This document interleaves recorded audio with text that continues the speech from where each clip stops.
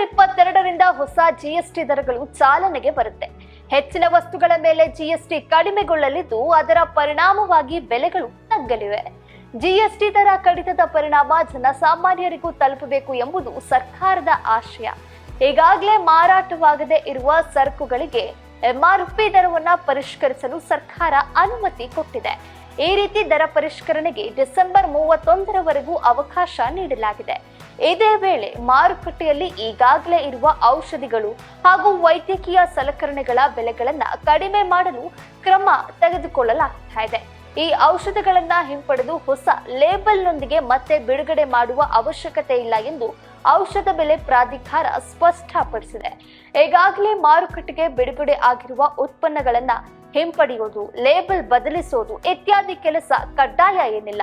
ಆದ್ರೆ ಈ ಉತ್ಪನ್ನಗಳ ತಯಾರಕರು ಮತ್ತು ಮಾರ್ಕೆಟಿಂಗ್ ಕಂಪನಿಗಳು ರಿಟೇಲ್ ಮಟ್ಟದಲ್ಲಿ ಪರಿಷ್ಕೃತ ದರದಲ್ಲಿ ಮಾರಾಟ ಆಗ್ತಾ ಇರೋದನ್ನ ಖಚಿತಪಡಿಸಿಕೊಳ್ಳಬೇಕು ಎಂದು ಈ ಬಗ್ಗೆ ಎನ್ಪಿಪಿಎ ತಿಳಿಸಿದೆ. ಜಿಎಸ್ಟಿ ಕೌನ್ಸಿಲ್ ಎಲ್ಲ ಔಷಧ ಮತ್ತು ವೈದ್ಯಕೀಯ ಸಾಧನಗಳ ಮೇಲಿನ ಜಿಎಸ್ಟಿಯನ್ನ ಶೇಕಡ 18ರಿಂದ 5ಕ್ಕೆ ಇಳಿಸಿದೆ. ಇದರಿಂದ ಔಷಧಗಳ ಬೆಲೆ ಕನಿಷ್ಠವಾದರೂ ಶೇಕಡ 10ರಷ್ಟು ಇಳಿಯಬೇಕು. ಜಿಎಸ್ಟಿ ದರ ಕಡಿತವು ಸೆಪ್ಟೆಂಬರ್ 22ರಿಂದಲೇ ಜಾರಿಯಾಗಬೇಕು. ಅದಕ್ಕೂ ಮುಂಚೆ ಮಾರುಕಟ್ಟೆಗೆ ಬಂದಿರುವ ವಸ್ತುಗಳಿಗೂ ಜಿಎಸ್ಟಿ ಕಡಿತ ಅನ್ವಯ ಆಗುವುದರಿಂದ ಅವುಗಳ ಬೆಲೆಯು ಕಡಿಮೆಗೊಳ್ಳಬೇಕು ಅಂತ ಸರ್ಕಾರ ತೀರ್ಮಾನ ಕೈಗೊಂಡಿದೆ.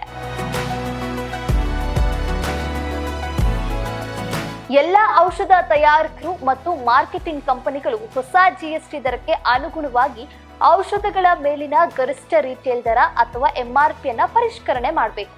ಡೀಲರ್ಸ್ ಮತ್ತು ರಿಟೇಲರ್ಸ್ಗೆ ನೀಡುವ ಫಾರ್ಮ್ 5 ಮತ್ತು 6 ಮೂಲಕ ಪರಿಷ್ಕೃತ ದರ ಪಟ್ಟಿಯನ್ನ ಕಂಪನಿಗಳು ಒದಗಿಸಬೇಕು ಎಂದು ಈ ಬಗ್ಗೆ ಎನ್ಪಿಪಿಎ ತಿಳಿಸಿದೆ.